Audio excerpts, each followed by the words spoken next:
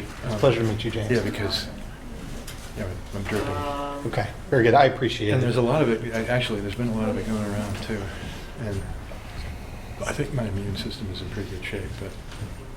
Very good. And you said your first name is? Frank. Frank, James. Yeah, I was like, Pleasure. well, very close. Yeah, nice. Nice image.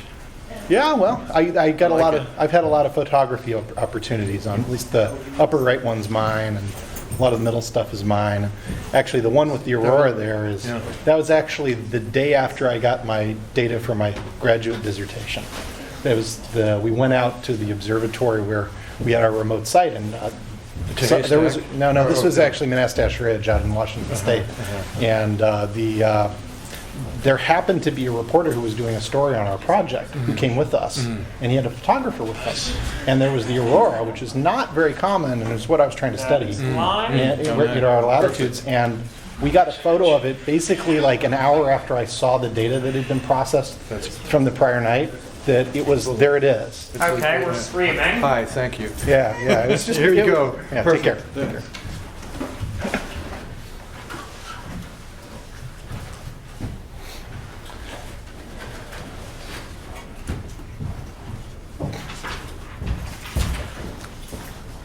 Well, okay. Thank you all for coming tonight, and welcome to our lecture on radar. Tonight, Frank Lind is back to talk about, well, a bit of the history and principles of radar as well as the current technology. Dr. Frank Lind works at MIT's Haystack Observatory. He's a member of the IEEE and the American Geophysical Union, as well as a former chair of the U.S. National Committee of the International Union for Radio Science.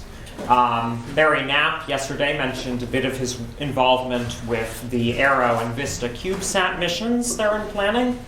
In addition to that, among many other things, Frank Lind was heavily involved in the Millstone Hill Geospace radar work. Very good. With that, I'd like to welcome Dr. Frank Lind. Thank you very much. So I'm going to talk to you today a little bit about the principles of radar. I'm going to highlight some of the history of radar, talk about MIT's involvement, go over some of the key ideas that are part of how we do radar processing. And then I'll highlight a little bit some of the applications, including ones we do at MIT Haystack Observatory, and move in towards the end of the talk into things that are more close to my heart, which is the application of radar to studying the near-space environment and the phenomena that happen there in the ionosphere and beyond. And I'll end with just kind of a little bit about some of the systems I'm interested in going forward into the future.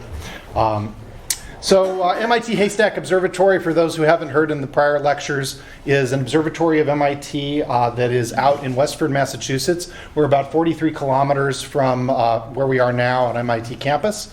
And we have a whole series of facilities here, and this isn't a tour of Haystack, so I won't go out over all of them. But we do radio science, and underneath a lot of that is radar. And I'll talk a little bit about Millstone Hills and Haystack's early radar activities and current radar activities.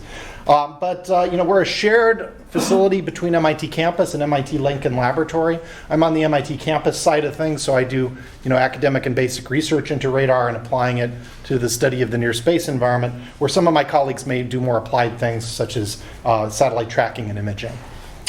So underneath radar is, of course, radio waves, and there was in this series there's been a prior set of talks about various aspects of radio and propagation and modulation, and I talked a little bit about software radio, which is how you interface with the radio waves. But radio is behind radar, and underneath it is the idea that you have oscillating charges in the universe, and many of them all over the place all the time, and these are radiating photons and absorbing photons and interacting electromagnetically. And the electromagnetic wave, you have a given wavelength associated with it, an electric field, a magnetic field, and a direction of propagation. And they're described by wavelength, amplitude, polarization. You can assign a phase reference to it and then talk about phase and direction of propagation. And you have propagation at speed of light in the medium. And in general, you can superimpose them linearly under most conditions. Now, Maxwell's behind our description of electromagnetic waves, and it was really his innovations and their consolidation into a body of electromagnetic knowledge that allowed people in the end of the 19th century both to begin to interact with the radio environment, in many experiments, and then gradually a physical understanding of what was going on, as well as people began to understand that you might be able to use radio waves to do more than just, say, transmit information. You might be able to remotely sense things about your environment. And of course, this was very, you're going from an age where it was the age where you were kind of limited by your human capacities, your ability to travel from one location to another, and all of a sudden you're having this explosion of communications over long distances, and people realizing that, hey, we can see the effects of various phenomena on radio waves. And this led very directly to radar. And much following the progression of our ability to manipulate radio waves, we went from very long wavelengths to shorter and shorter wavelengths with the radar systems. And even today, people are pushing the radar systems to higher and higher frequencies in order to achieve the properties you can get with those higher frequencies. And those can be related to what you can sense remotely, it can be related to the compactness of the systems you can produce, and it can also be related to how those radio waves interact with the media and scatter from the media that you're attempting to sense. Radio waves also interact with the atmosphere, and so there are regions of transparency. Now, if you want to sense the atmosphere, you might want to transmit radio waves into some place that's not necessarily transparent. For example, if you want to look at the ionosphere, which normally at low frequencies prevents us from seeing the radio universe and transmitting at low enough frequencies very efficiently out, you may actually want to select a frequency that would normally be blocked from propagating out of the Earth, and to see what happens to that radio wave that you send out and where it ends up.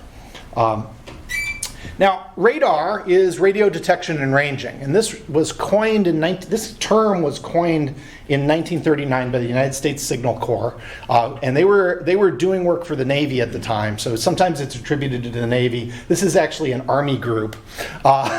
So I think that in the past there was probably some competition once it was realized how successful radar was in World War II that about who really invented that term. There were lots of other terminologies describing this, and it was not just in the United States that the developments. In the United States and the UK, Great Britain, that the developments occurred. It was in many countries around the world, and there was this.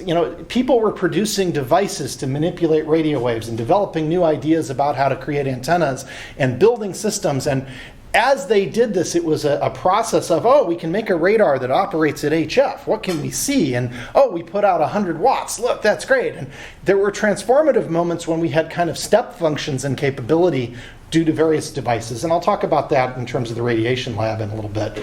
But underneath it, people began to realize you could apply radar to a variety of problems. And early on, there was a lot of interest from militaries around the world. They had the money and they had the ability to fund people to do research on this. Physicists were working in laboratories trying to understand these interactions and phenomena, and they like to be funded and be able to do their work and not worry too much about where the next paycheck other than teaching is going to come from. And so, there was a lot of effort to find applications for radar. And underneath it, there are some basic things that I think have percolated out as what we do with radar. One of which is search and detect. So we're going to talk about things in terms of targets. And targets is just something we want to observe with a radar. It could be an aircraft, it could be an automobile, it could be a person, it could be a volume of space that you want to sense the physical properties of, it could be the surface of an asteroid. And so you want to look and you want to ask questions about this target and be able to answer them by sending out electromagnetic waves and then detecting them and interpreting the signals that come back. And so search and detect, is a target there? Where is it? How far away it is? One of the things that really distinguishes radar is it's the detection and ranging aspect. It's all of a sudden we were beginning to, with better timing sources and good oscillators, we were beginning to be able to resolve things early in the history of radar in terms of time delays. And that allowed us both ultimately to measure how far away things are as well as to, on finer time delays, ask questions about, for example, the Doppler shift of a signal. How fast is something moving? You also want to track things often. You want to ask, where is the thing I want to observe going? What's its range? What's its velocity? What's its acceleration? Once you have those quantities, you can build a model describing the motion of an object, and that allows you often to do very useful things. For example, when we have near-Earth asteroids come by the Earth and we observe them with, say, the Goldstone radar or the Goldstone and Arecibo radars, we can bring the uncertainties in the future orbit of that asteroid down several orders of magnitude. And it goes from being something where if you look at it optically and find the asteroid, which is what usually happens, you don't know whether it's going to hit the Earth 10 years from now or 100 years from now. When you refine its characteristics with radar, you can build a model that's good several hundred years in advance often.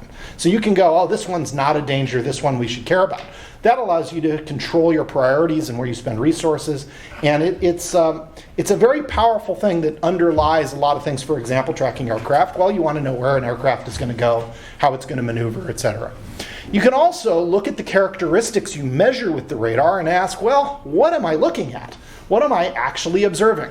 So, everybody always wants to know, do radars see UFOs? And the answer is, unless you've got something that identifies what's going on by looking at the data from the radar, everything's a UFO to a radar. Okay, it's a blip and it's moving, What is it, all right? You have to have some knowledge. And sometimes we have physical constraints that we know about that say, oh, well, I'm not really going to see very many aircraft beyond 300 kilometers because the Earth's curved, and lo and behold, the aircraft fall below the radar horizon. And I just don't see them anymore with the radar system, at least from the ground.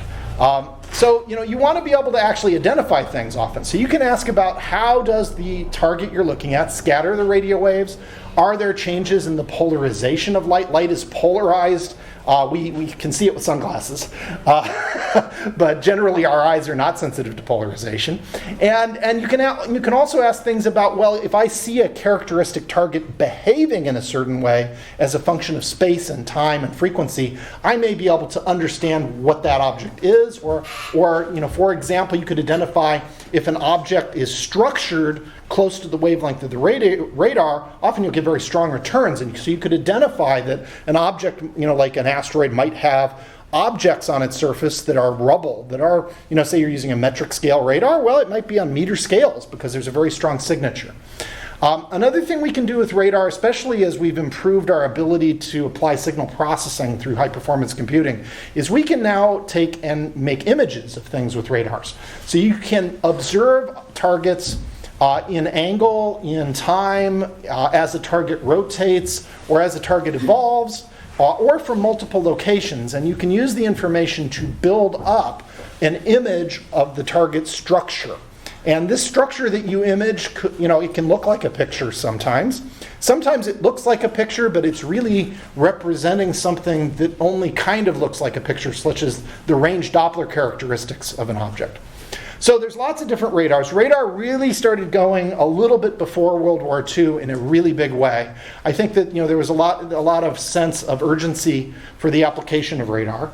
A lot of the work that was done in Great Britain at the time is probably the most prominent version of the history of radar came from Great Britain.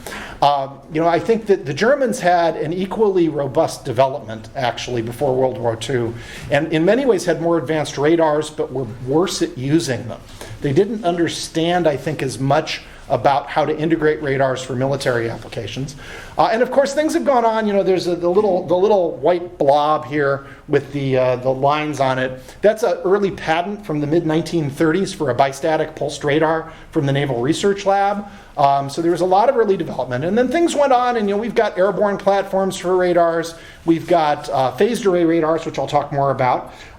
One of the radars that people often interact with but may or may not realize how things are being done is the Nextrad radar system. This is an absolutely wonderful weather radar network that's been established in the United States. It's got 159 systems. There's an upgrade program to replace these that's been underway for quite a while that NOAA runs, but it produces this continental scale image of precipitation, and you make lots of measurements, but it, at a fundamental level, tells you, is it going to rain on me soon? Okay? And that's a wonderful thing to know if for our daily lives, and I'm sure many people have taken advantage of that. I always look at it and say, when is the thunderstorm going to get to me? And then I want to turn my radios on and record the impulses from the thunderstorms, for example. But I'm strange that way. What can I say? It's the hazard of being part of MIT. But I think that this NexRad system is one of the most marvelous constructions of radar. And the underpinnings of this, EAPS, were done on the top of the Green Building. So a lot of the early development of weather radar was done here at MIT and came out of the programs here and some of the early work in radar. Now, you can also build a synthetic aperture radar in your backyard to image your car or your model airplane. There was a gentleman who used to be part of MIT out at Lincoln Laboratory named Greg Shervat. He had a radar course he ran here at MIT for the extension program that became very, very popular, and he published a whole bunch of stuff and designs. You can go online and find all this about how to build a cantenna radar. Okay, it's $50 worth of components. 2 coffee cans, metal. Not you can't get away with the paper cans, plastic cans. That just doesn't work. You got to have metal, and you can build this and you can hook it up to a computer with some MATLAB, and you're using a sound card input to digitize the signals, and lo and behold, you can do radar. Okay, you can have fun with it. It's great fun. You can also use a software radio if you want to cheat, but nevertheless, this is a great little kit. We have one of them up at Haystack, and Greg and I used to hang out and talk about radar, and he's the greatest guy, and this is just fantastic. But he took a garage door rail and mounted the cantenna radar to it, and then you step the garage door rail in order to create your synthetic aperture. So what you're doing is you're pretending you have a big antenna by making multiple measurements of something that isn't changing very fast. So it works great if you park your car. It doesn't work as well if you have a dog jumping up and down through the beam. You'll get something. You can actually see some stuff. But you can go home even this weekend if you really want to. Look this up, and you can go build yourself a synthetic aperture radar in your backyard. Is that E3 Sentry, the plane? Yeah, that's the E3 Sentry AWACS system. Did they operate? Do you happen to know if they operated out of the Brunswick Naval Air Station for a period of time, and are they still in operation? I don't know the details about their operations. I would always see these systems when I grew up in Seattle, when I would go by the Boeing plant down there on the freeway. You could always see these parked and being serviced and worked on. I know they do have an active system that I think there's a smaller version of this that flies out of Hanscom that is used for technical development on airborne radar systems. But the key thing is that's a giant radome with an antenna that they came up with a compromise about how to put this on the aircraft, and then it flies around and provides early warning, of course, for aircraft. So the military applications, the remote sensing was absolutely transformative. For as aircraft developed at the same time, you have this tremendous problem: is aircraft are tremendously mobile. And what are you going to do about that? How are you going to protect your own people and pursue your competitions in the world for status, I guess, is a way of looking at it. So radar is a wonderful thing. Now, why radar for remote sensing? This gets to, I guess, the thing I just mentioned is, after World War I, you had the development of aircraft, you had the development of steam-powered ships and oil-powered ships, and the mobility that was associated with physical systems and moving people around had a dramatic increase from sailing ships and people walking or going on horses. And this led to, the difficulty in World War I of, if you're going to be attacked by someone, how are you going to know it's happened? Can you get any kind of warning at all? And these are the kinds of systems people, used for that. They use searchlights. So you point up when you hear an aircraft, and you try to find it, light it up, and then you probably shoot at it. People have been doing that for a long time.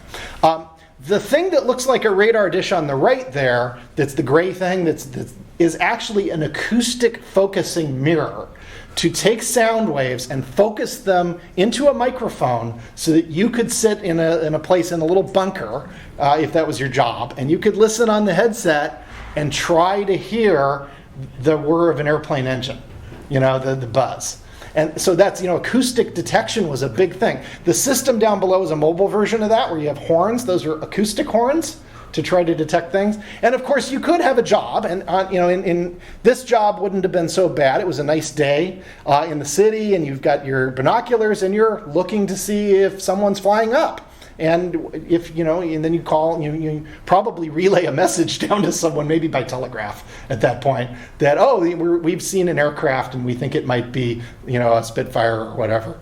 But if the weather's bad, that's not such a great job. And if the weather's really bad, none of these things don't work. It's not going to work very well in a thunderstorm. It's not going to work very well in fog. Early radio remote sensing experiments, there were a whole series of them. I mean, all the way from Heinrich Hertz, it was pretty obvious something like radar could exist.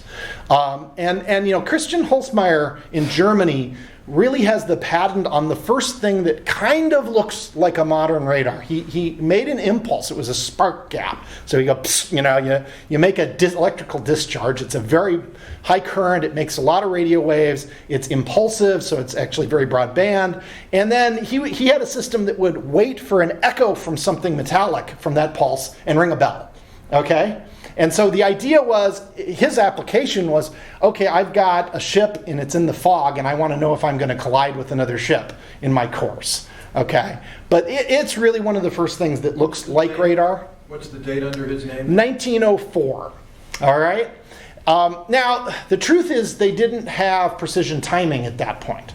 So you can argue that this wasn't a radar because it didn't have precision timing, but it at least served the detection aspect of radar, and it was a really a fundamental step in its development.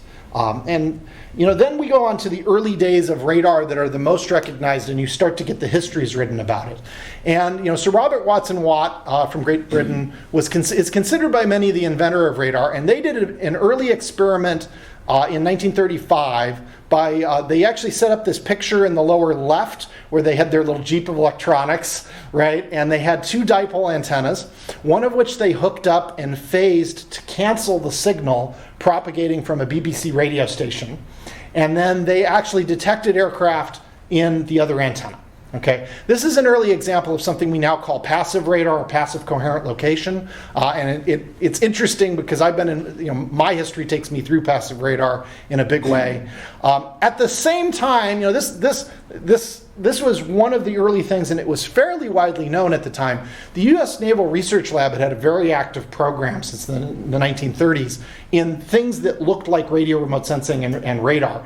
And Robert Morris Page, along with Albert Taylor and some others at the Naval Research Lab, really developed the first pulsed radar, which is an important class it's actually one of the major classes of radar, in 1934. And if you look at it, these things kind of people became aware of them kind of simultaneously. There was a lag in communications, and there was a lot of work in other countries. France had a whole program that was they kept it to themselves. Russia developed some early radars. Germany had a very extensive program of a variety of radars with specific applications. The Italians out of Marconi and following on had plenty of work. Japan was very interesting. Japan had very advanced microwave devices. They were ahead of people in microwave devices and in antennas, but they were behind people in turning them into actual systems.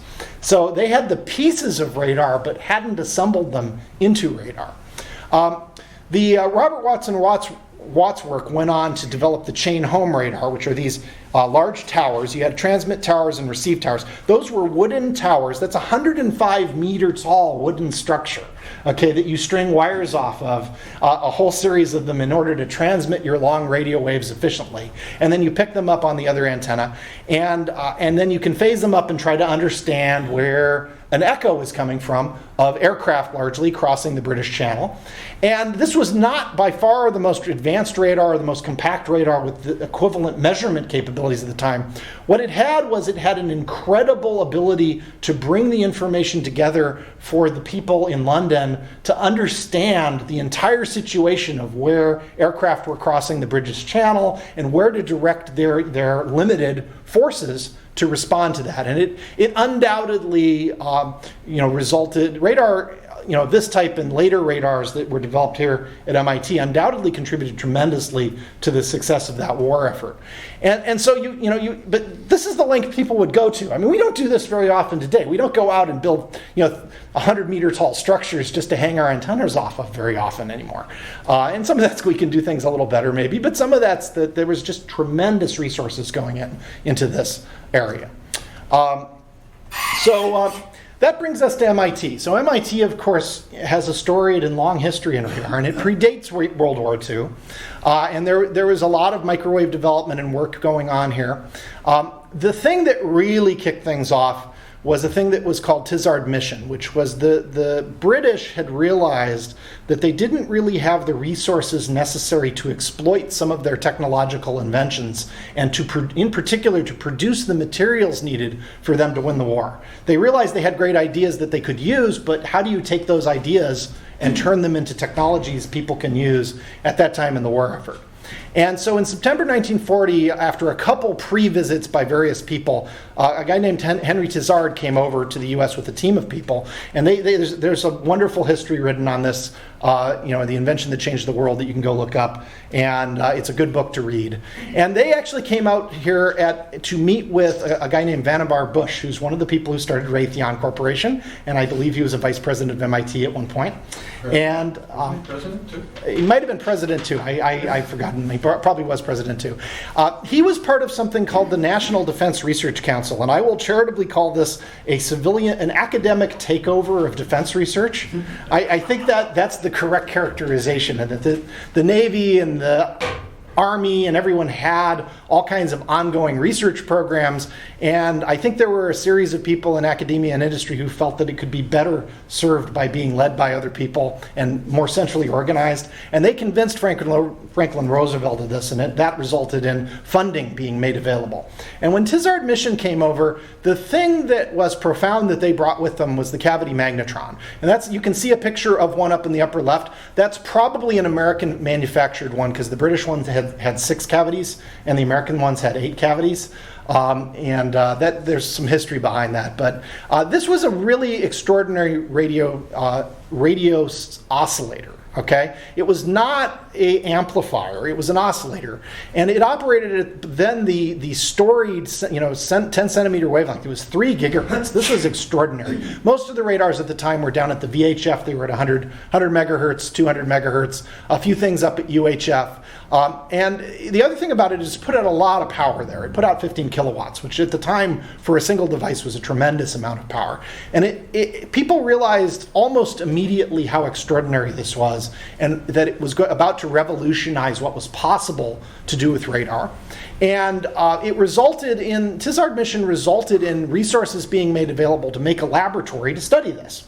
And there was a lot of debate about where to put this, and it wasn't necessarily going to be at MIT, but ultimately people prevailed on people to place it at MIT. And it started in Building 4, and later Building 20 was constructed, which is now no longer there. But and that became the MIT Radiation Laboratory. Now, the name was intended to be misleading because nuclear physics wasn't really relevant to defense at the time. All right, no one had foreseen the Manhattan Program and its impact on the world.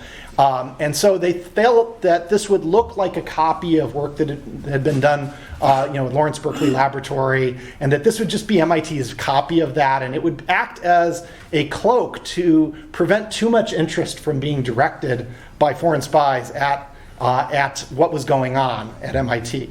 Now, of course, there's a wonderful Radiation Lab series you can go look up and read.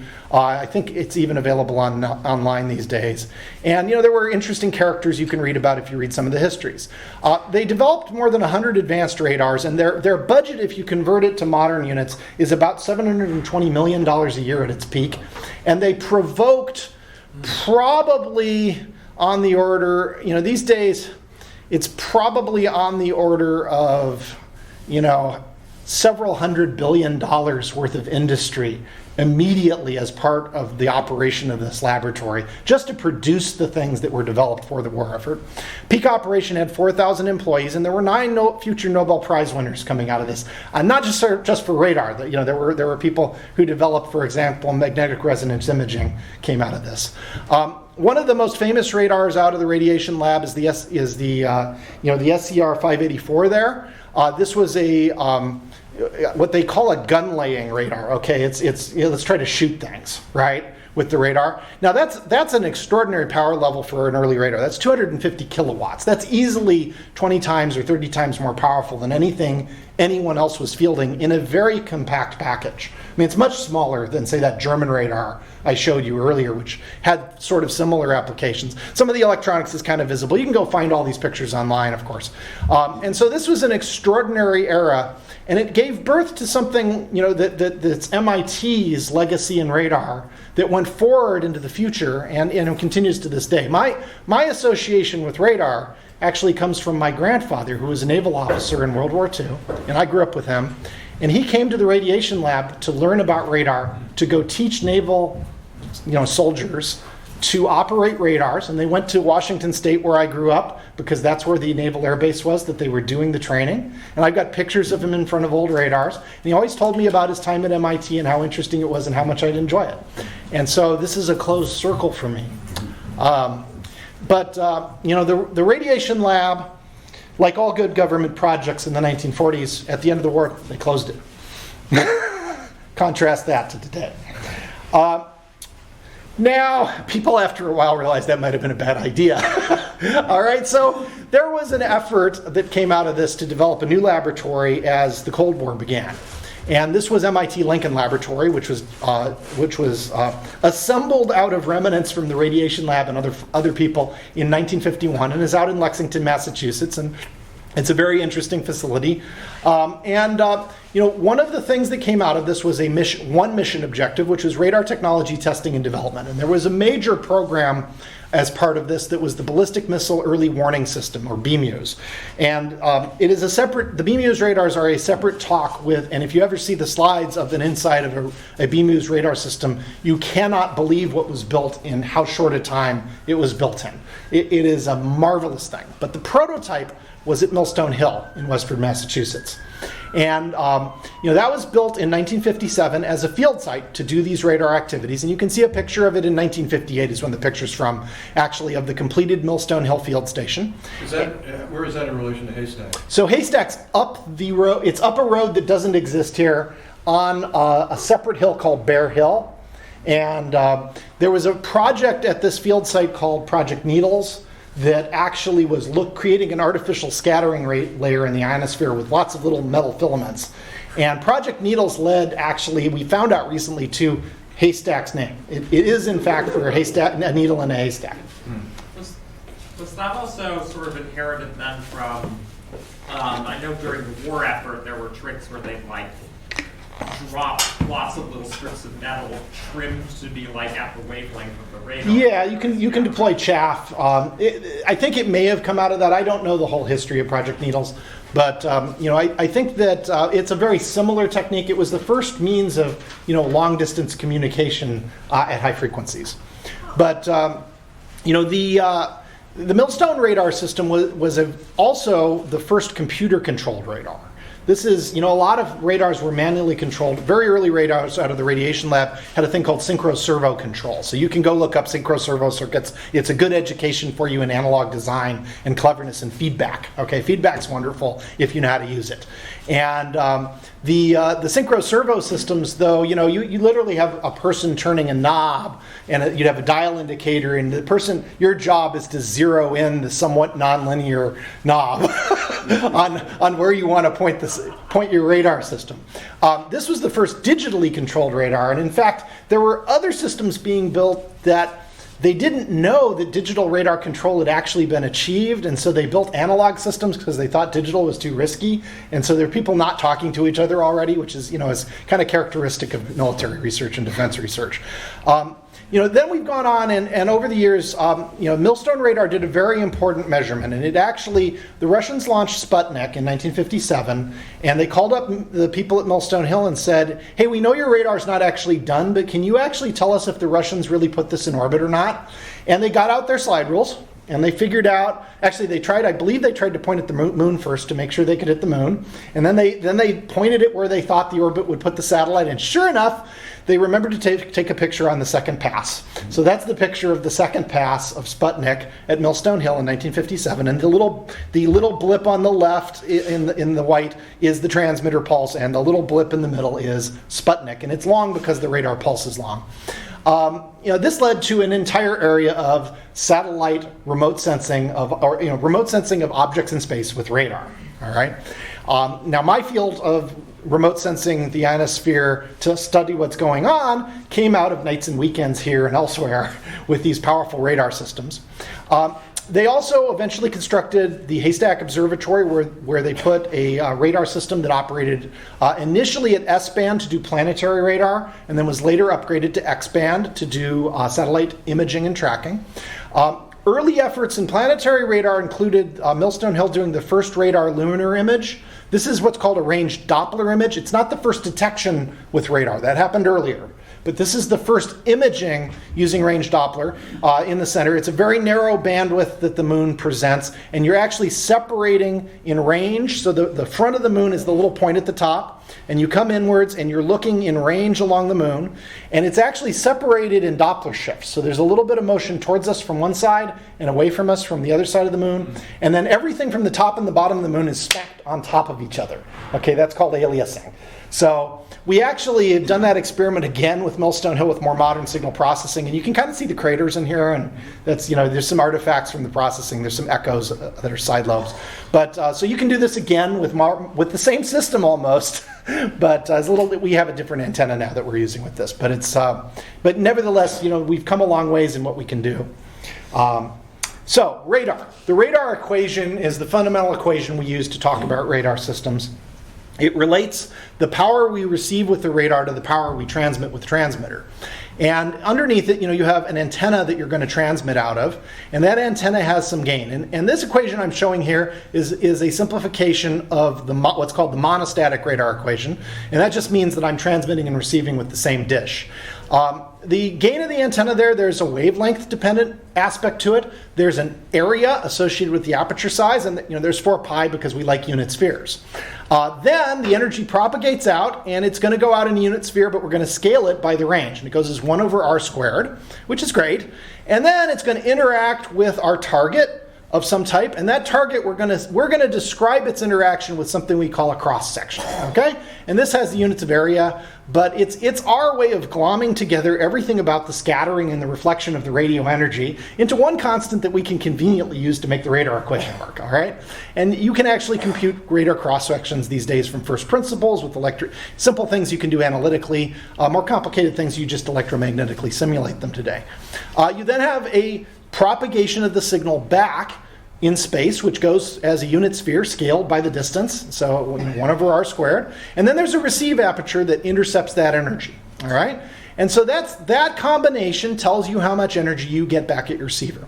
And that cross-section, I've shown a cross-section, normalized cross-section of an aircraft as a function of angle in the upper right corner, where the red curve closer in is a smaller cross-section, farther out is a larger cross-section.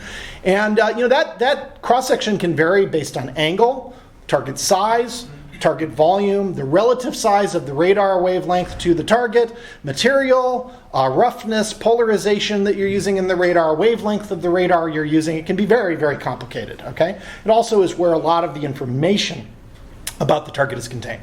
Now, it's not enough to just transmit and have some received energy come back. You actually have to be able to detect the energy. All right, so we really often care about a signal to noise ratio. Sometimes if we include signals that we're not interested in this, we talk about a signal to clutter ratio. Okay, the clutter being signals that are returning to us but that we don't want, that we really are not interested in detecting. So there we talk about a ratio between the receive power and the noise power in our system. Okay, the noise power can be a combination of environmental noise. There's often a lot of noise from the radio sky, the radio background, galactic synchrotron radiation. It can be environmental noise. For example, all these wonderful electronics we have around here just spray radio noise all over the place. And if you're trying to do sensitive measurements, you might not want to do it in radio. You might not want to do it from campus always. Depends on the wavelength. And then we also have our electronics, which can have a noise figure. They can introduce additional noise into the system. And when we quantify this, well, we can take that radar equation up there We can turn some of these geometric parameters about the antennas into gains. And so we can have a transmit antenna gain, how much kind of focusing of the energy in a given direction we have with our antenna on transmit and on receive. We can then scale things with the wavelength. We have that distance factor, that range, but you'll notice I've combined those two areas. That's 1 over r to the 4th. I'll get back to that. Is 1 over r to the 4th, it limits radar, all right? That means that the farther away from a radar is that you want to sense, it gets a lot harder to actually get a significant and hot, positive signal to noise ratio. You then have noise there, which you've got the Boltzmann constants, a reference temperature. A key thing there is a big part of the noise is the receive bandwidth. And we'll come back to this later, because when you want to do radar with high resolution, it turns out you need high bandwidths. You need large bandwidths to encode the radio signals with information in order to make those fine time and delay measurements you need to make radar happen. And so that also impacts your ability to do this and achieve a good signal to noise ratio for the measurement you want to make. Now, once you send out these radio waves, they've got to scatter. And underneath radar is radio wave scattering. And this comes from our electromagnetic theory and the way the universe works and our ability to understand it. And there's the fundamental basis of radio wave scattering, if you get down to it, is the scattering of electromagnetic waves by charged particles. So you can go look up Thomson scattering, and you can look at how you can use a radio wave to probe electrons. And when an incident electromagnetic wave accelerates a charged particle, and this could be an ion or it could be an electron, it's usually, very often we see responses from the electrons because they move really, really fast because they're light. Then those electrons that are accelerated re-radiate an electromagnetic wave. All right? And so for a single electron located at a position range 0 and the scattered field from a position distance r, you actually end up with this simplified relationship for linear polarization that relates that incident field to the scattered field. It's scaled by your charge, your electron mass, your range. There's the magnetic permeability in there, which is telling you something about the dielectric. I picked free space here for simplicity. And one of the things that's important is there's an electron radius when you do this that comes out over the distance. And for a single electron, the classical electron radius is really small. A single electron by itself doesn't scatter very much energy. All right? It does scatter some. And it'll happen at some delayed time. We often talk about the time delay for the radio wave to get to that electron and make it wiggle. And then that radio signal now is going to start there and come back. All right? So you end up with twice this time delay to go out and to come back when you're making a radar measurement. There's also a scattering angle, which can matter based on whether or not your radar is actually a radar transmitting from the same location it receives, or one transmitting and receiving at a different location. Now, you are very unlikely to scatter from a single electron successfully outside of a lab. Okay, I was actually at University of Washington, and Hans Demelt had had a lab with a single electron they were making wiggle in what's called a penning trap, and there you could do this experiment directly. In practice, we have very large number, Avogadro kind of numbers of charged particles that we build up in physical materials, and we're going to scatter off those. And so what you're going to do is you're going to sum up the effects of all the electron scattering.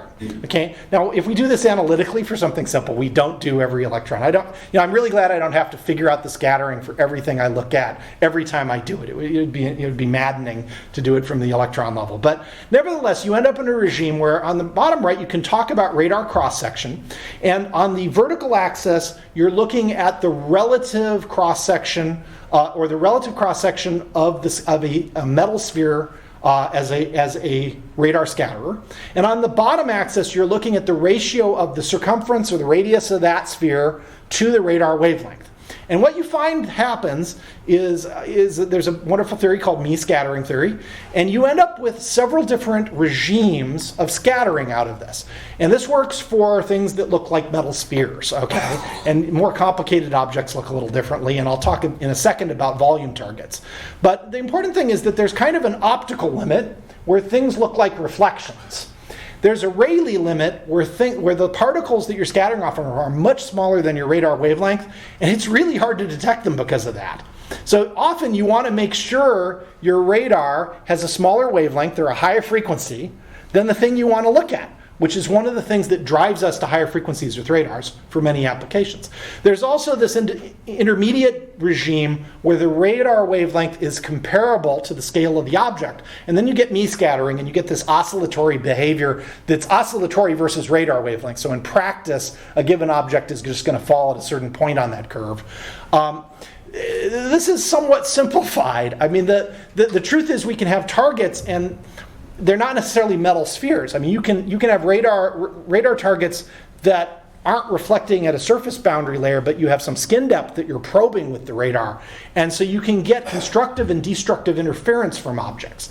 So, a sphere is particularly simple. You can calculate it analytically. If you start going and looking at an aircraft, you have to ask, well, how does the reflection from the scattering from the propeller add up to the scattering from the tail and the body, and what energy gets back to me at a given angle between me, the radar, and the target? And so this can get very complicated. The other thing that can happen is you can have things where you actually are in the Rayleigh limit for the individual scatterers, but you're scattering off a volume and adding a very large number of individual scatterers up collectively. Yes?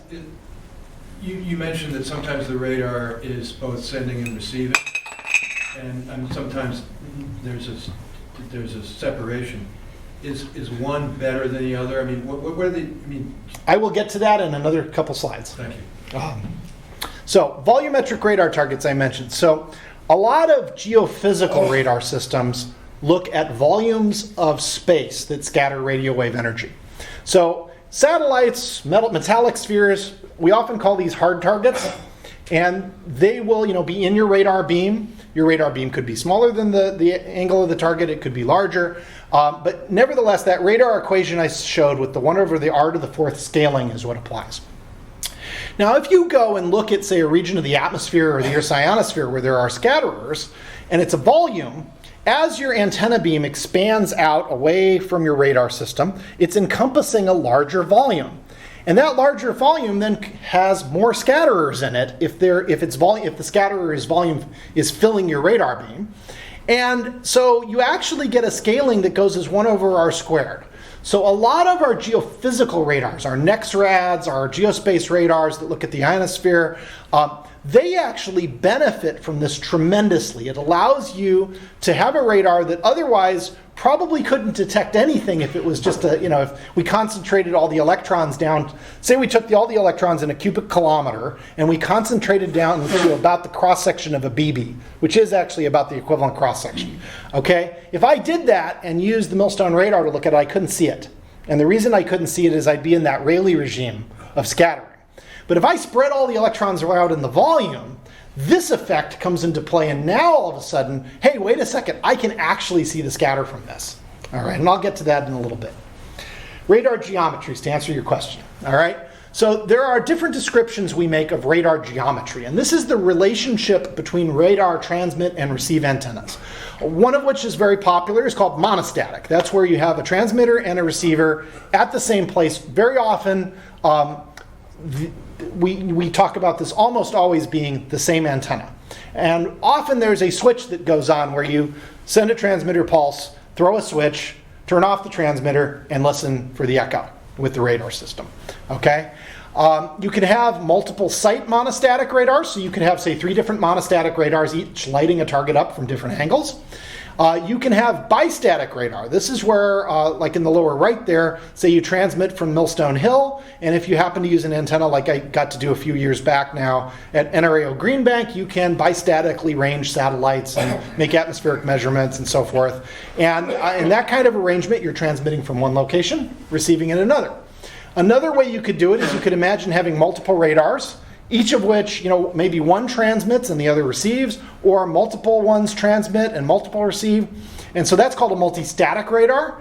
We have one or more transmit and one or more receive systems. And so multistatic radars are very interesting, and they're also related to this thing called netted radar. And it allows you to take sometimes the signals from multiple radar sensors And these days, we bring all the signals together and we process them all at once in what's called joint processing. And that allows us to extract a lot more information about a target or a target scene than we would be able to do so with just a single radar. Because there's more information from the scattering, you have more independent measurements, you may be oversampling a target more efficiently. So why do you have these different radar geometries? Well, cost is one thing. It's a lot cheaper to build one radar sometimes than it is to build a network. Scattering geometry, you may want to look at targets from different angles because it gives you different measurements that are relevant to you. Some of those measurements, for example, if you measure a target from one direction with a monostatic radar, I'm going to get a measurement of, say, the Doppler velocity on one axis. If I do it from multiple axes simultaneously, I can get a vector measurement in a single time interval. That can be very useful if you want to, for example, track an aircraft. You also can combine measurements from multiple radars to improve statistics. A lot of our radar measurement process is a statistical estimation process. And because of that, we actually have to care about both the signal statistics and the noise statistics. And we have to actually often have multiple samples to combine to have low enough variances to have some certainty that the thing we're measuring is actually what we want to measure. You can also measure target properties sometimes differently with multistatic illumination. Another reason you might want to do this is coverage. Is if you have a multistatic MIMO radar system, you can actually create significant spatial coverage sometimes compared to, say, a monostatic radar system. And then you can combine those sensors together to do things like NexRad does and create a netted radar system where you actually have a very wide field of view and contextual information about what's going on. Did that answer your question? Yeah, voluminously. All right. Thank you. So, radars, this is my one-page antenna talk. Okay, antennas don't fit in one page. But nevertheless, antennas are a major part of radar. And the development of good antennas is often a major enabler of particular radar systems or technologies. For example, if you can put a compact microwave system and antenna on an aircraft, now you can create a synthetic aperture radar to do mapping, where before, if it had to be a giant antenna that you couldn't build an aircraft to lift, you couldn't actually make that work. Antennas efficiently couple electromagnetic waves in and out of our radios and allow us to do radar. They provide spatial selectivity, so they allow me to say I want to look in that direction versus I want to look in this direction. They provide collecting area. So if you gather the energy of a weak signal that's coming back to you, say from the space environment, with a large enough antenna and focus that energy to a point and receive it, the ability of your receiver to sense that goes up because you've collected all those photons, you've collected all that energy, and so you've created a stronger signal by doing that collection. You can isolate yourself from interference with an antenna, so you can put your antenna in a position where you can see the target you're interested in, but say there's an interfering source that you want to get rid of, you can try to create a null that gets rid of that interference. You can also use antennas to select the polarization of light you want to look at. And then you can do a very interesting thing, is you can actually make arrays of antennas, okay? And arrays of antennas we usually built out of fundamental little pieces of antennas. So the fundamental little pieces of antennas we often think about are dipoles and monopoles, okay? And they have very simple antenna patterns. And antenna patterns are how we describe the response of the antenna as a function of angle. And a dish is shown right, a parabolic dish is shown there right in the center. You're looking at the response of the antenna, what we call the gain, as a function of angle. And we define a beam width to it as the 3 dB points, and you see some side lobes there, and you see the parabolic curve there. What that is really it's the spatial Fourier transform of that parabola, and if you really do it right, you include the truncations on the edges. And so you end up with a rapidly truncated thing, you end up with a sinc function. And so that's a projection in kind of cylindrical coordinates of a sinc function, all right? And that main beam in the center is where the antenna has the most gain. And then as you go around, you see there's a null, and then there's a side lobe that comes up that has some gain, and then another null and another side lobe. And a real antenna gets more complicated the lower down you go in the relative gain. Now that gain is the area of a unit sphere relative to the area of your antenna pattern. And when we want to focus our energy with a system, we're often wanting to build an antenna that produces a lot of gain in a particular direction. Now I'll mention that gain is actually different from directivity, which is the ability to isolate the location of a signal from a particular direction. And so some of the things we talked about earlier, like electromagnetic vector sensors were talked about, actually achieve directivity without having much gain. So there's some different things you can do. One of the other things you get out of say dish antennas and other antennas is that the angular resolution of the system goes as the wavelength over the diameter. So if you want to localize something in angle, very often you either want a big diameter or a small wavelength or both combined. Now, if you make a really big antenna, it mechanically steers and it's kind of slow. So the combination of antennas into arrays lets you actually take a lot of little antennas and add up their energy constructively and destructively to generate gain in a particular direction. And that's what we call a phased array. And phased arrays can be done in a lot of different ways, but the idea is to combine multiple antennas together, and then you can create radiation patterns that by controlling the combination of the energy from those elements is added constructively or destructively. And phased arrays let you create radars that steer instantaneously, all right, in between different directions. And that's very, very powerful, and so they become very, very common. So phased array radar, these are some example phased array radars. Upper left is a defense radar called SBX. It's at X-band.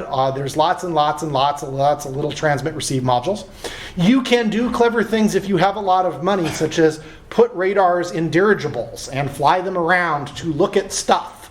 Okay, that's what we'll call it, stuff. All right. Now it's great to have a lot of money, and it does keep people employed. You can also use radars in your everyday life. So UCSD was an early developer of a lot of very small, compact, chip-level phased arrays that are used in automotive radar today, and they're bringing 5G networking, which you'll hear about later in this series from another speaker. And so these really compact phased arrays are also why you have internet on aircraft, because the aircraft is having to continuously track the satellite it's communicating to with internet from aircraft. You can also build phased arrays for weather. The cylindrical phased array was a test radar for upgrading the NextRad network at S-band. The right picture right there is an MIT Lincoln Lab project called MPAR, Multifunction Phased Array Radar, which is the intended successor to the MPAR, to the NextRad system. So MPAR is a phased array radar. It's built in tiles. Every one of those little patches is its own individual antenna, and then you digitally excite all the signals and phase the beam up where you want. In the lower left corner is a geospace radar called the Poker Flat AMISR radar. One of my early things in my career was working on the AMISR radar with SRI, and so these are very interesting radars for studying the space environment. Doppler shift, I mentioned there's Doppler shift. One of the things you can measure with radar is Doppler shift, and it's a very fundamental quantity. It comes from measuring very short time delays or phase relationships between the radio signals you send out and the radio signals you get back. To do this, you actually have to have really stable clocks, and you have to have very precise sampling. And when you do this, you can do things like make the radar images. Things that are moving towards you, obviously, are blue shifted, and things that are moving away from you are red shifted. This, of course, happens for natural emitters. This is radio emission from the galaxy in hydrogen. And if you look towards one part of the galaxy, it's moving away from us, and towards the other part of the galaxy, it's moving towards us. Now, pulsed radar versus continuous wave radar. We often think of radar sending out a pulse and then listening for the echo. And we talk about pulse length, we talk about a peak power of the radar, we talk about an interpulse period, which is the time between pulses, and then there's going to be some target return or echo that happens. And we're going to send a successive train of these pulses. And you can think of this as periodically sampling the target we want to look at a given rate. It's you want to Nyquist sample your target. You want to oversample it. So you also, are limited, though, is that you've got to generate a pulse at a given power level, and you've got to keep that power level maintained while you're transmitting it. And then you've got to do it again a short time later, and so that keeps the average power a little lower. But maybe for some targets, you got to sample them really fast, so you want a lot of pulses. And then, one of the things that happens is long pulses are very broad, are very narrow band, and short pulses are very broad band. So you actually have different measurement characteristics as you vary the pulse length of a radar. So why would you use radar pulses? Well, it was the early way of generating high signal to noise ratios, is you could generate a high peak power, and that peak power is what sets your SNR. It avoids self-interference. You turn the transmitter off while you're waiting for the echo to come back. And that's very important. That creates dynamic range. Dynamic range is the hidden, very important thing in most radar. You're really trying to send information out, receive information back, and have enough dynamic range to actually detect the signal. And a lot of radar techniques that are more advanced come back to ways of synthesizing systems or creating systems that generate high dynamic ranges. You also want to simplify signal processing. It turns out radar pulse-based processing is demonstrably simpler in its analysis than, say, continuous wave processing that gets equivalent results. So we've got these things that happen. We have a duty cycle we talk about average power. Sometimes we talk about, instead of interpulse period, we talk about pulse repetition frequency, PRF. Now, why would we not want to use a radar pulse? Well, if I am sending out those pulses, and I send a whole train of them, pulse, pulse, pulse at a given periodicity, I don't really know where that echo came from for sure. I see it show up at a certain time delay from a given pulse, but I don't know if it came from the last pulse I sent, or the one before it, or the one before that, necessarily. Sometimes I know physical reasons why it might not be what's called aliased. Other times I don't. Now you can play games with pulse lengths and periodicities in order to try to work out where something is, absolutely. That's also an area that's, it's coding a radar, it's understanding what to transmit when and how to get the information out you want. So the other reason you might not want to use a pulsed radar is you want to measure very, very quickly. These pulses are spaced in time. Every pulse is a sample that you're taking of your target. On the other hand, I might want to know what's happening much more quickly than I'm able to send the pulses out. And you can't really do that with pulsed radar. You can do it sometimes with the CW radar. The other thing is pulsed radar transmitters can be quite a bit more complicated often than ones that just broadcast a signal of some kind. Now, CW radar, continuous wave radar, is often we're talking about 100% or near 100% duty cycles. It has very high average power. So if you're in a situation with high signal to noise ratio already, you can actually use that average power to make measurements faster, better statistics. You can get additional parameters.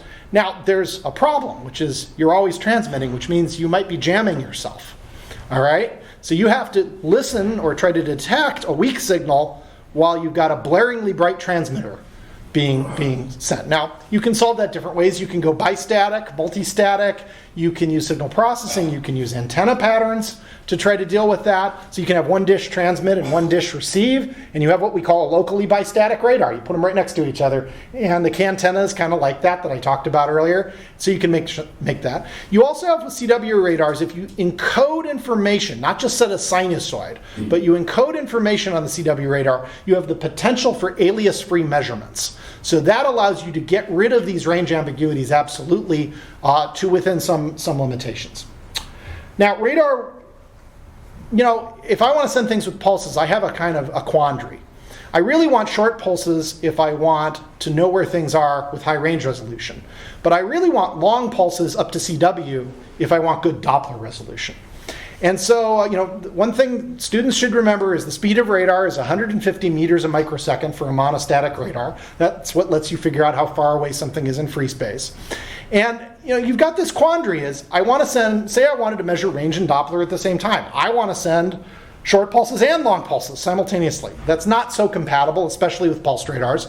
So a thing was developed called pulse compression. This was originally done with a lot of analog electronics, but today we do it digitally. And the idea is what if I send a longer pulse, but I code it with information to make a lot of little short transitions, and then I can identify that energy that comes back and process it in a way that gives me the equivalent of sending a short pulse, even though I sent a longer pulse. We do this with modulation in phase, frequency, amplitude, polarization. You can do spatial modulation.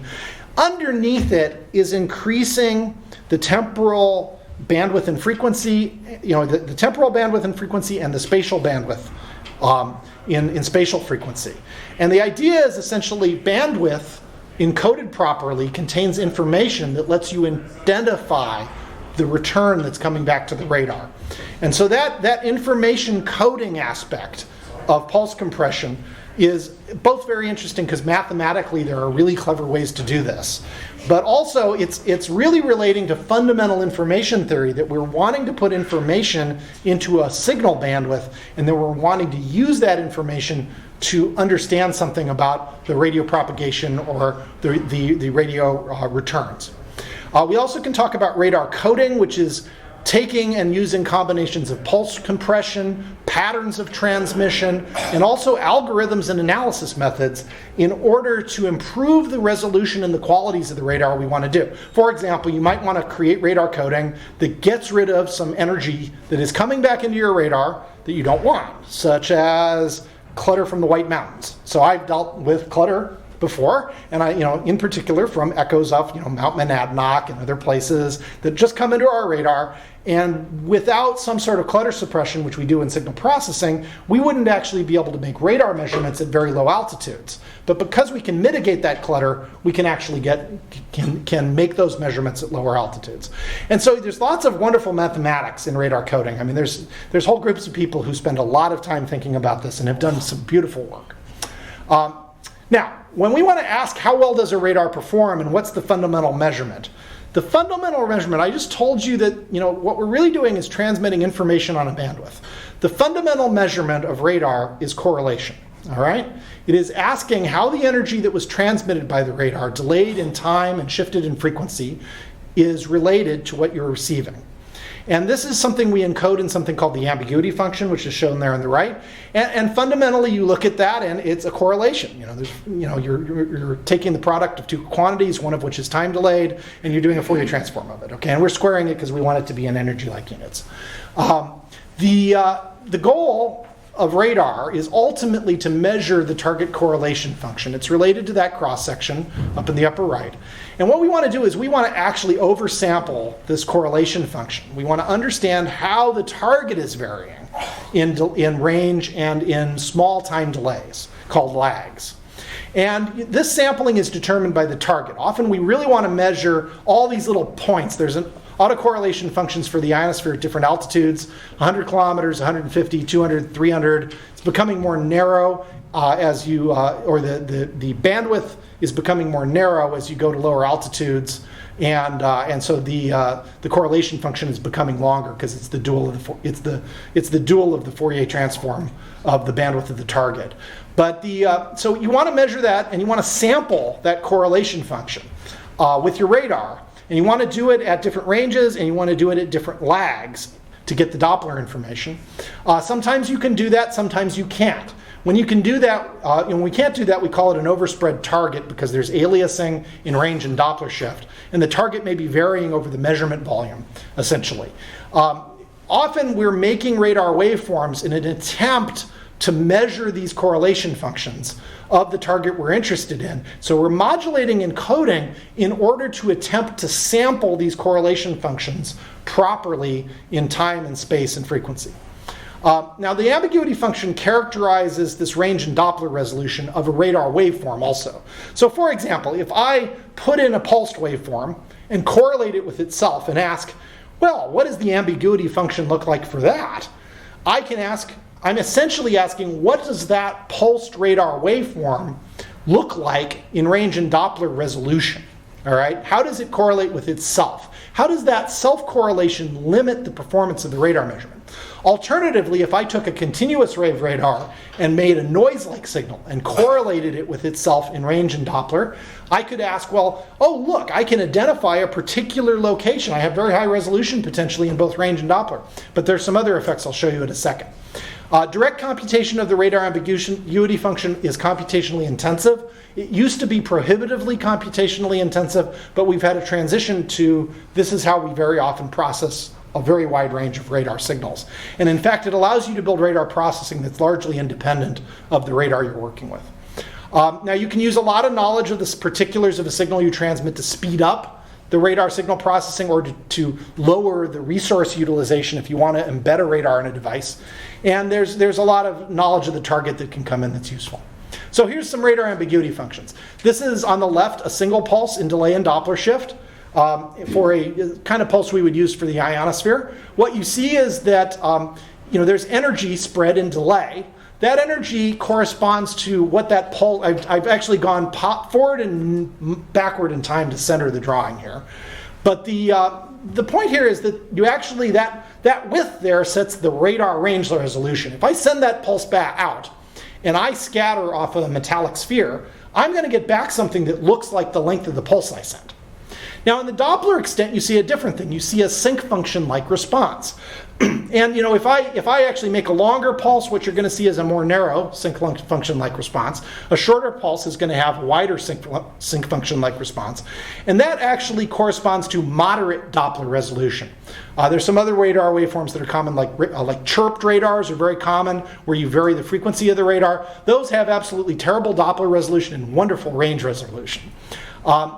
The other thing that's interesting, though, in this pulsed radar is you notice everything in the ambiguity plane, which, you know, red up there is a strong echo, a strong ambiguity response. As you go to orange, it's lower, and then as you go to blue there, it's very, very low. That's what we call the clutter extent. There's a finite range over which the energy associated with the radar waveform correlates it with itself. And that corresponds to our ability to create dynamic range with the system. So a dynamic range with a single pulse is very good because we're turning the transmitter off and listening, you know, and trying to detect that echo that's coming in. On the right here, I've shown a random phase code, and I've done the exact same signal processing on it. But what I'm showing here is there is in the very center a little red dot. It's probably kind of hard to see, and it's very strong. And then there's quite a bit of energy everywhere else. In this case, it's about 40 dB down from that peak. And what that corresponds to is this radar waveform would be CW, you know, continuous wave transmission. It would have excellent range and range resolution, excellent Doppler resolution. It's got a very clean response. There's not this sync function to try to deal with. On the other hand, there's this energy that's sitting there. And that energy goes out infinitely, and it's called a clutter extent. It's an infinite clutter extent. And that is a limiter on dynamic range in the system. So if I had a target that I was interrogating with both of these signals, there's a point at which my single pulse radar will still detect it, whereas my random phase code CW radar isn't going to see it at all. All right? And that's because the energy of that return will have fallen below the clutter floor. All right? Now, we have a lot of tricks to try to lower the clutter floor, get rid of the clutter floor, adaptively remove the clutter floor, but ultimately, those are two very different results of the way we encoded and transmitted the information and the way we attempt to extract our knowledge about what's coming back from return signals. So you can ask questions about radar signals using the ambiguity function about, well, how good for a given application is a radar signal. You can also say, could I design a signal that worked like the random phase code but worked in a single pulse? Okay, and then you get into all kinds of mathematical coding games, like how to create, you know, how to find sequences of radar phase codes that are optimal for a particular kind of measurement you want to make, which is a lot of fun mathematics. So, to process all this data to move on, you're going to have digital receivers, see the software radio talk in this series, and you're going to then process this. And you know, the radar signals originally were all analog processing. Everyone was trying to do everything, usually in one location. We have digital processing now, and you know, you can put all the digital processing in the radio these days for some applications, or you can put it into the cloud and process it and have networks of radars that feed into a cloud computer and apply, you know, nearly infinite computing to do all kinds of cool things. And this is the kind of approach we take often for our geophysical radars. You know, radars that need to operate in real time, sometimes we'll often be using analog signal processing to lower the amount of computation needed in the digital sections and allow you to do the signal processing on a small, low power platform in real time, such as for automotive radar. Signal processing analysis, you're usually taking your data and you're doing something with it. You're doing this radar correlation, lag product generation, correlation. You're then taking that information and trying to fit it with some model of your target. In this case on the right, it's a physical model of ionospheric returns. You're then taking those fitted data products and analyzing them, often with a geophysical or a mathematical inversion approach in order to extract parameters that are relevant that you want your radar to measure. Then you're taking derived and creating derived data products. These days, you may be producing artificial intelligence systems that are looking at these things, trying to understand what's in them, trying to find unique signatures and patterns. If you feed that back into the radar control, you create a radar that can transmit something, vary what it's transmitting, understand what it's seeing, and hopefully not confuse the user and the people involved, but probably it'll be very opaque. And we call that cognitive radar. It's to try to create optimized measurement or adaptive response by dynamically using the data from the radar in order to change what the radar is doing in real time. You can also use data management systems to archive all this data. If you record all the raw data, that's the most flexible way of dealing with the data. You can do anything you want with it just about then.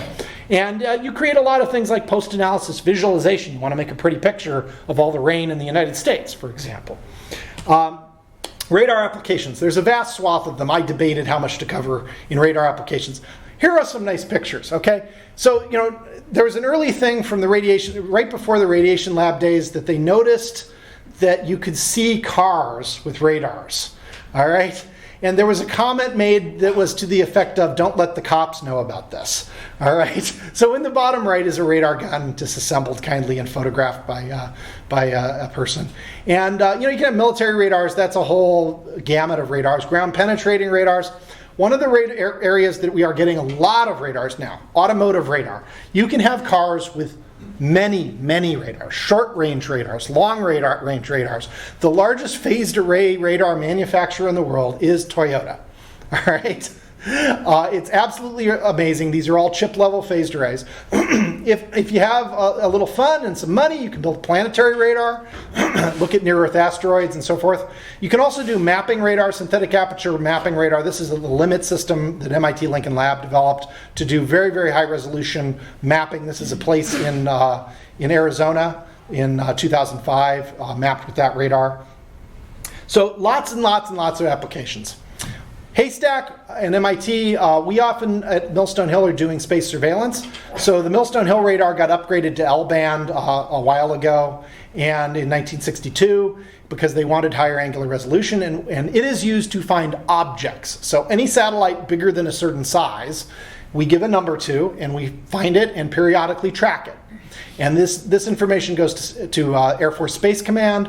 It also, you can look at, for example, debris with radars. Now, it turned out debris measurement was so important, we ended up with a radar called HAX. That's a little radar at 16 gigahertz that does nothing but make debris measurements for NASA. And so up in the top, you can actually see the little white dots around the Earth as a function of time are the number of objects seen as debris in orbit. And if you brought it up today, it's even more debris. And you can see actually, if you look down in the lower right, you can see orbital debris out to geosynchronous, for example. So there's all kinds of little flecks of paint, little pieces of satellites. Sometimes satellites collide or are blown up. And if you see that at some of the step functions in the chart on the right is the number of objects being tracked versus year. And you can see these step functions where various events have happened, like there's a anti-satellite test that the Chinese did, and there's these abrupt transitions upward in debris. Some of this stuff can be up there a long time. So at MIT Haystack, we do a lot of space surveillance, mostly on the Lincoln Laboratory side. We also do satellite imaging with the Haystack system. Haystack originally did a lot of planetary radar and radio astronomy. Lately, it's been pretty much a dedicated planetary satellite imaging radar at both X-band and W-band. Why did they go to W-band, which is like 94 gigahertz? Well, they wanted that lambda to get smaller and smaller and smaller because the satellites are getting smaller and smaller and smaller. I mean, I'm working on 2 satellites that are that big now. So it's absolutely incredible. These are simulated images, but the idea is you want to make a picture of what an object is to understand what it is, and Haystack does that. Is the 120-foot dish any good at W-band? It was upgraded, and that upgrade has brought the surface accuracy to 1/10 of a millimeter over 37 meters. And then there's also some other stuff that goes on to help maintain the focus and keep the performance up. But yes, it's actually pretty efficient. With the new coating that was put on the radome and the redesign, it's undoubtedly, probably the highest aperture radar in these frequency ranges by far. So it's if you work out the numbers, it's more than 90 dB gain antenna. So it's a wonderful radar system for a variety of applications having to do with space surveillance. I'm hoping down the road that we can get a planetary radar back on Haystack. We could put a new planetary radar on that would be significantly higher resolution than, say, Goldstone is, but would also, it won't be as sensitive. So for near-Earth objects that come by the Earth, you can provide very detailed imaging. And then astronomy applications, we've got 30% of the time of the telescope for astronomy, but we don't have the back ends at the moment to do the astronomical applications. Geospace radar, this is where I spend a lot of my time. Some of my systems I deal with and have dealt with a lot are the Millstone Hill UHF radars. These were the system, originally the Millstone radar was that one white pedestal system, and it was used nights and weekends to look at scatter from the Earth's ionosphere. And the first measurement of this is shown there, figure 1 there from Pinio and Kraft and Briscoe in 1960. And this was a return echo from a very, a moderate length pulse, and there's ground clutter, and then there's an ionospheric return. I'm actually showing a spectral version of that I did this morning with the Millstone radar, but between then and now, we've gone over to these other antennas that were built or moved to the site for this application. We have a 2.5 million watt peak power system at 6% duty cycle, and it uses klystron tubes for amplifiers. And the idea is to use our knowledge of physics of the space environment to make physical measurements of what's going on. And an example of this is shown in the figure in Google Earth here, where the red is the electron density, and we're showing a scan of the radar as a function of angle over North America. And you actually see different regions we've identified where there's strong electron density at various altitudes. And then when you're close to the radar signal here, it's lower altitude. You go out, it becomes higher altitude, about the F region, or 200, 300, 400 kilometer altitude. And then at the top level, about 600 or 700 kilometers altitude, you're losing the signals. And or the signals are becoming too weak for our system to detect. So you can map out the structure of the space environment in detail. And it turns out the physical theory we have for scattering from the plasma in the space environment is one of the most exquisitely understood theories that we have. And it's one of the most exquisitely studied and tested theories. And so we can use that theory to invert and create physical measurements with known variances, and that are very accurate. And to give you an idea, we send out 2.5 million watts and we get back 20 femtowatts, and it looks like noise. Often our signal to noise ratios are below 1.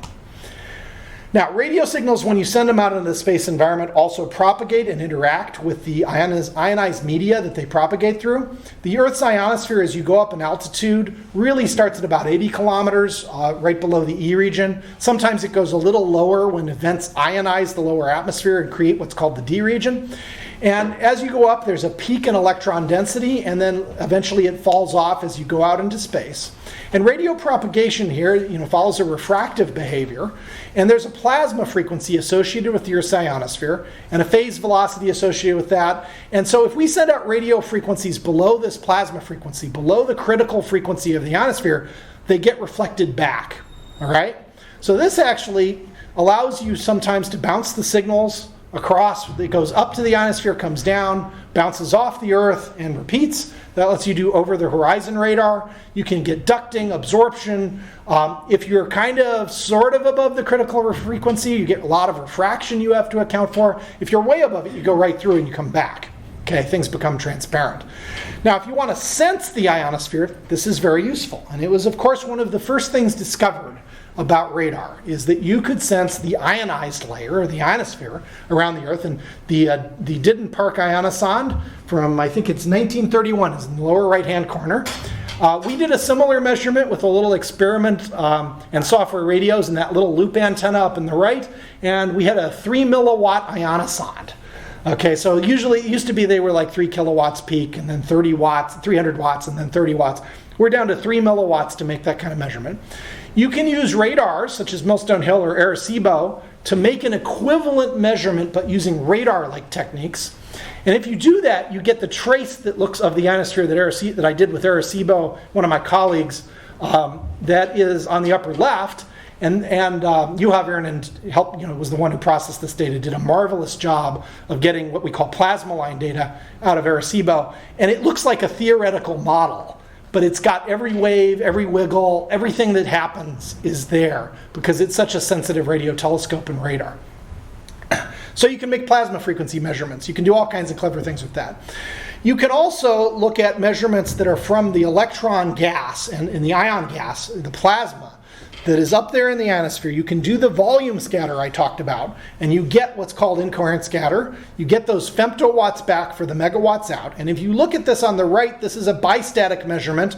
And the spectra you see on there, where it goes from a blue area, and then it's lighter, and it's darker and lighter, and then it splits into two, is actually the spectral signature of the ionospheric scattering that we receive back with the radar systems. And that's a very nice example of it using a bistatic measurement in Scandinavia. And when you do that, we have a very good theory to predict that spectral shape. You do it as a function of altitude, and you can back out the electron density, the electron density, you can infer the ion density, you can measure the ion density, you can measure the electron temperature, the ion temperature, the Doppler shifts, you can measure bulk motions. You can then do that as a function of spatial location and time, and you can learn a whole lot about the space environment. And we've been doing this since the late 1950s, early 1960s, and there's a lot of wonderful stuff that's come out of this, and it's a fundamental and persistent tool for us to understand the space environment. So if you do this, here was the recent solar eclipse. I'm showing a scan. Red is a lot of electrons per cubic meter. Blue is not very many. On the bottom, you have universal time in hours and altitude in kilometers on the left. Up above is another of those Google Earth projections where you can see the scan of the radar system. And one slide is a non-eclipse day, and the other side is an eclipse day when we had that recent solar eclipse. And then the shadow of the moon creates a depletion in ionization. And we can see that and study that in great detail with the radar systems. You can also look at strong scatterers. Sometimes things become very turbulent. Just like a stream, if you put a lot of water through it, can get white water and rapids. And you can get all kinds of structure in the water. The space environment, if you run a lot of energy through it and you make things move really fast and have strong electric fields, can become structured in what's called plasma turbulence. And when this happens, you end up with energy in that volume you're scattering from on the same order as the radar wavelengths. And that creates what's called coherent scatter. It makes a much, much stronger return because the energy the radar sends out selects a particular spacing of energy in the waves in that medium, and that energy comes back to you added up constructively instead of destructively or randomly. Okay, incoherent scatter, the energy comes back and it's random. Coherent scatter, the energy comes back and it adds up in phase very often if you do the measurement right. And when you do that, you can measure all kinds of properties of plasma turbulence. The upper left system is SuperDARN, which is an HF over-the-horizon radar network for monitoring convection and motion of the plasma in the space environment. The echoes from that system are on the upper right. You can go to Virginia Tech's website and see these plots in real time. It's a beautiful network of radars, international, North Pole, South Pole, monitoring the flows of plasma in the space environment. You can make measurements with radars like the Altair radar on the upper right of meteor trails. We do this sometimes at Millstone, but Altair's got a lot more resolution than we do.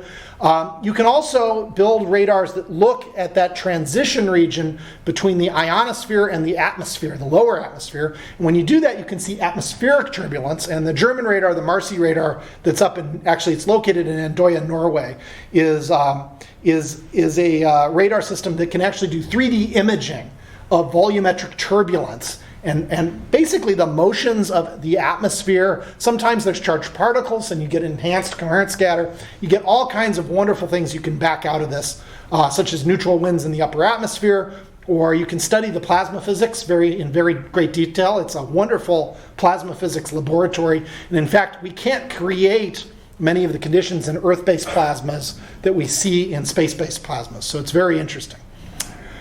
You can also do this with what are called signals of opportunity. So I've spent a lot of time in my career doing what's called passive radar to study coherent scatter. So this is where we're going to do a continuous wave radar, but instead of having our own transmitter, we're going to use existing transmitters like FM radio stations, HDTV stations. And when you do this, you need to create dynamic range. You'll recall I talked about clutter. So FM radio signals and HDTV signals have a lot of information. So they actually let you identify range and Doppler shift pretty well. But they have a lot of energy. It's like a blinding light that you're looking into, and you want to look at something really weak in another direction. And so my graduate work actually was to develop the first geophysical passive radar system. It turned out I got to meet all kinds of interesting people who were doing this to look at aircraft because of my work. But that was not our intent, and we developed it independently off of some early work done by a gentleman in Great Britain who just got knighted, I believe. I think he got the Order of the British Empire recently. And it turns out, if you do this, the upper right there is what you would see from MIT Haystack doing this. We actually can do this with signal processing as opposed to, say, a mountain range between the transmitter and the receiver, which is what I did in grad school. But you can actually, the echoes you see in the upper right are that coherent scatter. All the little things in the bottom there are the aircraft. They're flying around. You've got time on the horizontal axis, and it's a bistatic range on the vertical axis. It's not quite a simple range.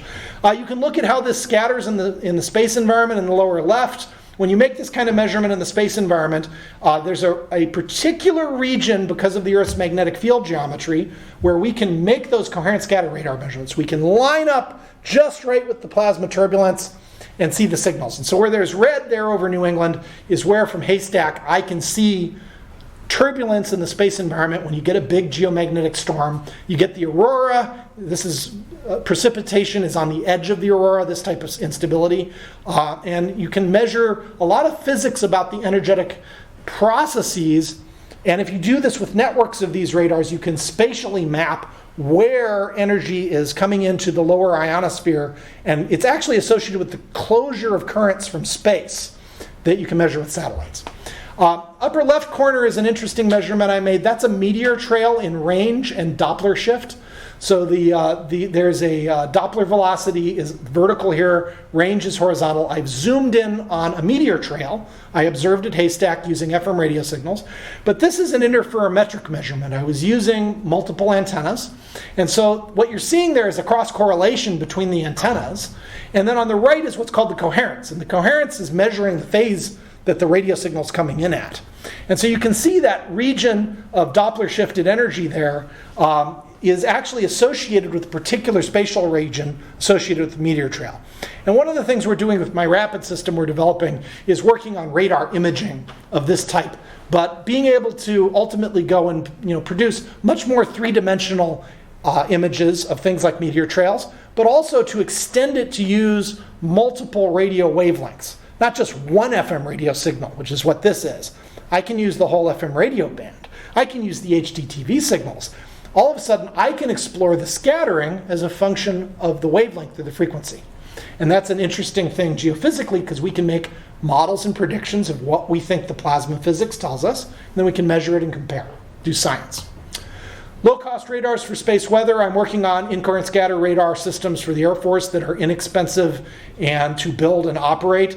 This is taking those early array radars, the 1961 radar design that the Air Force did, which actually the first one burned to the ground, and then they built a second one.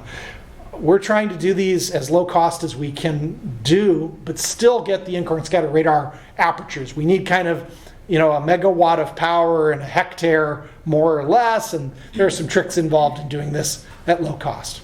We're also looking at next generation systems that use simultaneous transmit and receive technologies to try to unify radio telescopes with radars.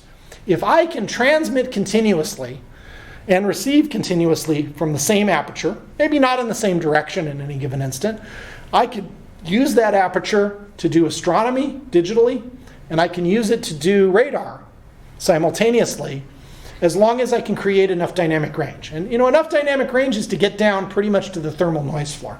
And my colleagues at MIT Lincoln Laboratory have done some beautiful demonstrations and work along this way. And we're looking to a future at Millstone Hill of what might replace those old dishes we've got at Millstone Hill. What might be a system that looks something like this, that could see the whole sky and be applied to more than one thing at one time. That's very efficient from a facility point of view of running an aperture that's expensive to build, it's expensive to run, and yet you don't want to just have one application for it. And maybe it's sometimes the ionosphere around the Earth isn't really doing much. You want to monitor it, but you don't necessarily need super high resolution measurements in time or space. On the other hand, a geomagnetic storm comes in, you want a lot of focused energy and capability to make the measurements that you're wanting scientifically. In between that, there's all the space debris to track, there's all these satellites to keep track of, there's near-Earth objects that come by that you might want to characterize, and maybe, Goldstone's a very expensive system that has limited availability. Maybe we can pick up a couple of those objects if we have a system that's adaptable enough. So, my conclusion for you is, I'm obviously very excited about radar. I have been for my whole career. This is the best time ever for radar. We have unimaginable amounts of signal processing. The radios are making radar accessible to everyone. Your imagination is the limit for what you can do right now. Sometimes very clever, inexpensive radar systems, you can do amazing things. That little 3 milliwatt radar system was done with one Edis radio, and it's not even a new one. Okay? So this is, the future is here for radar. It's a lot of it gets hidden away in labs. I happen to work fairly openly at MIT Haystack Observatory. That's something I'm really grateful for, the opportunity to work there, and the Institute's made it possible for me to do that. But there's a whole range of things we've never even thought of, and I encourage you to go out and think of them. So, thank you. Here's our lecture series. We're getting there.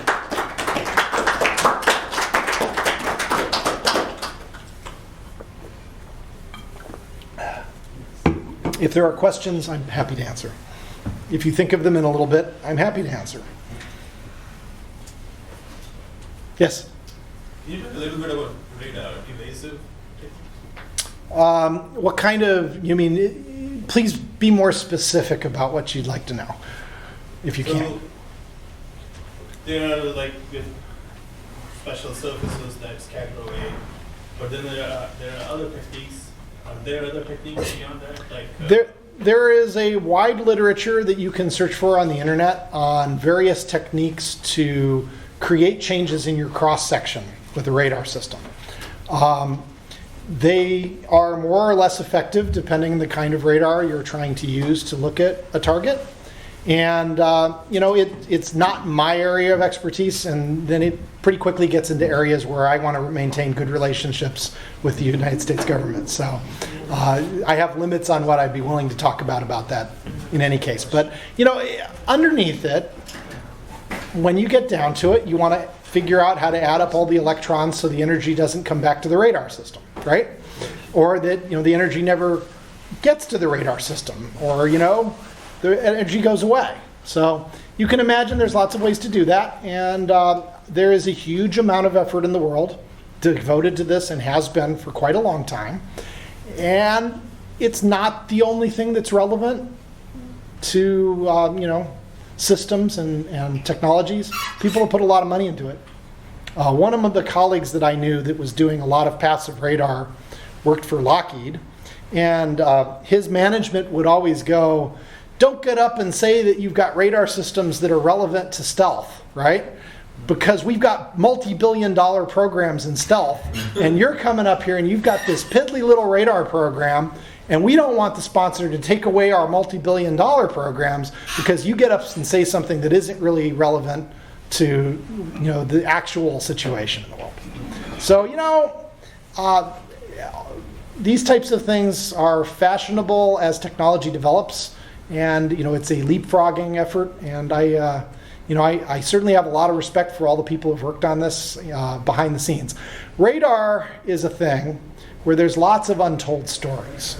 So we get back to the radiation lab, and my personal link to MIT and the radiation lab leading me here, and to here today, even giving this lecture. And I'm able to tell one little bit of a story here, and we're capturing it for the internet and for the world. There are so many people who have labored behind the scenes. 4,000 people at the radiation lab doing experiments, fabricating systems, machining things.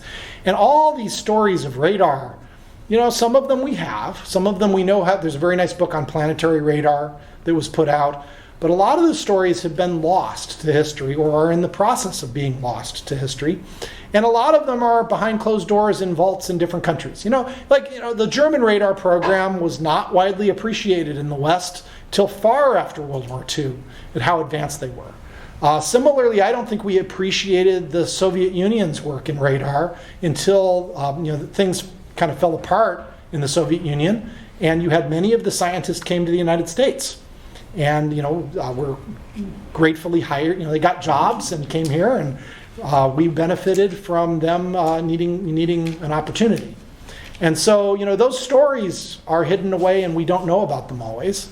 And there's been brilliant work and brilliant people involved. I've had the privilege of kind of straddling both worlds a little bit and getting to know some people. And it's not a giant world of people doing these kinds of radars. And there's many wonderful people behind the scenes. And ultimately, this power competition and the conflict in the world and the effort to achieve technological supremacy for our short-term gains. We're spending a huge amount of resources for it, and unfortunately, people often want to exert their will in the world in ways that are not beneficial to everyone, and other people exert their will to resist this, and it's not always clear cut. Right and wrong is often a very fuzzy thing in that regard. So you mentioned you worked along the passive radar. Yep. I'm wondering if you or anybody you know has kind of looked into the thought about using the millimeter wave signals from 5G picocells to sort of do a passive or opportunistic. It'll work. Enjoy. I have not played with that directly. Once you get above a few gigahertz, the geospace environment becomes very transparent to radio waves. And so I have not spent a lot of time looking at that. We looked a little bit up at using the broadcasts from XM radio satellites to attempt to measure what NexRad does, rate precipitation, using passive radar techniques. There's a lot of stuff in the literature you can go look up. Almost every radio signal out there that you can think of that is being broadcast has had somebody write a thesis on it, usually not published from the United States for a variety of reasons. And I think that any new signals we put out that have a lot of information density will be very interesting. Now, 5G is very challenging. 5G, of course, is using beamforming, adaptive beamforming at the array level to focus more energy at the users and null interference and attempt to get rid of signals you're not interested in. And that kind of spatial diversity can prove very challenging for use in a passive radar system. So you're saying that the auto industry has been putting a huge push into building very small, low-cost phased arrays. Do you see any cool applications outside of the auto industry that could come from those being available? We have actually muttered about using these things for a variety of. You can buy an automotive radar that's like the whole radar, 60 gigahertz phased array. It's this little compact thing, and the 96 gigahertz ones are even smaller. And we've talked about putting them on drones and using them to map things. And for example, one of the things that we have a colleague of mine studies at Haystack is he's very interested in the cryosphere, the ice on the Earth and in the polar caps and in Greenland.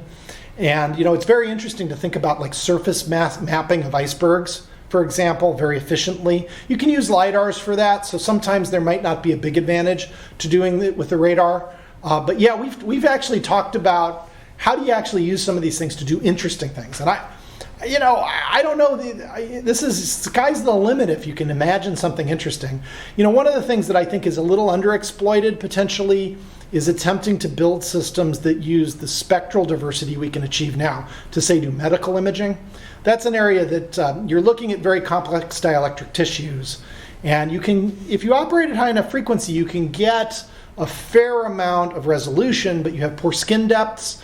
And so I think there's actually there's room, especially in the millimeter wave type end, to start thinking about, well, for these systems where you might have spectral diversity, say you took 3 automotive radars at 3 different frequencies, what would that tell you if you built an imaging scanner for people where they can stick their hand in it and look, let's look at this tumor, for example. I don't know the answer to that. It takes very detailed modeling. I've known a lot of people who've worked on ultrasound, and there the inversion is bad enough. Radio waves, you actually have a little more information. Maybe you can back out more things about tissue, I know there are people working on things like that. There's very exciting things like that I think that could be very beneficial to people. Obviously, the sooner we get cars that at least don't hit people automatically, the better. That's automotive radar. If it becomes ubiquitous in every car in the world and prevents people from being struck and harmed or killed, it's going to be transformative. Even not minding, notwithstanding autonomous navigation and cars that take you everywhere. Even just that, keeping drunk drivers in their lane, even if they're not supposed to be driving drunk, but they are. There's marvelous things that are going to come out of this technology, there's certainly, if there's an industrial application or an application people see that there could be money in it, people get very enthusiastic about providing support. Go ahead. About halfway through your talk, you put up those charts about pulses, and I understand the concepts in the word you were saying, but I was not able to follow at all what the charts were. I was wondering if, those. Which one? That one? Yeah. Okay. What do the charts, I understand the concept, just what do the charts say? So what you've got here, what I did here is I generated some synthetic signals. One of the synthetic signals I generated was a radio pulse of finite length. It was a 500 microsecond long pulse. And then what I did is I computed that ambiguity function. I cross-correlated the pulse with itself, and I did it as a function of different time delays. And I shifted the time delays forward and backward to make a symmetric picture where everything was centered, okay? In practice, time really only goes forward for us. At least we perceive it as going forward, all right?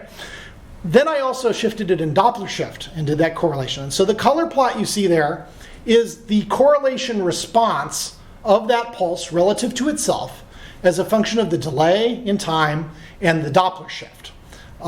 So when you do that, what you get is you get some response that I normalized to unity here, and then I'm expressing it in dB and looking at the relative amount of energy as a function of delay and Doppler shift. And then on the right, I did it for a random signal. So I just took ones and zeros. You make a random radio waveform equivalent, and you do that correlation, and you get the little red dot in the center, but you get this clutter extent.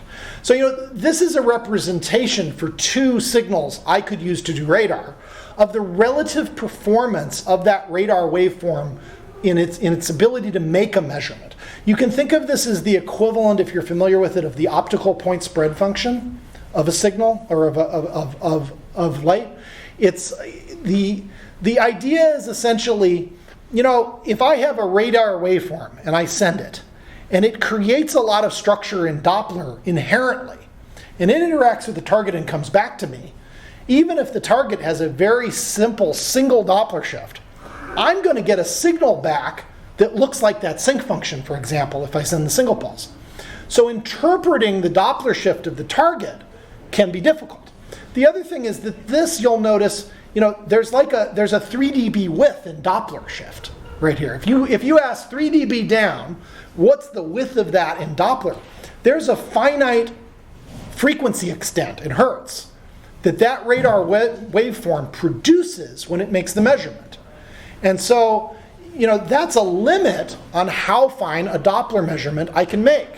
I'm not going to distinguish with a pulse like this a Doppler measurement of 1/100th of a hertz.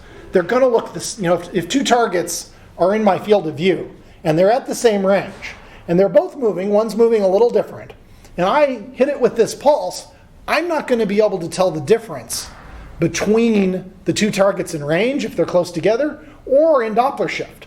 And so that's actually why it's called the ambiguity. It describes when the measurements become ambiguous and where we can't understand them. On the other hand, if I have a very fine range in Doppler extent, if I have positive SNR, I can localize things very closely in two targets that might be close together in range. Well, look, target 1, target 2, no problem. Oh, they're slightly different Doppler shifts. Oh, Doppler shift 1, Doppler shift 2. I've separated them by putting out information and energy that allows me to distinguish the return and tell, well, look, this return actually has two signatures in it that are superimposed, not one. And on the other hand, if a target coming back, say I had a very strong target and a very weak target, the pulse if they're sufficiently separated in range, I'd see both of them. But with the CW system, I might just see the strong one, and the other one I never see. Doesn't exist as far as my radar is concerned.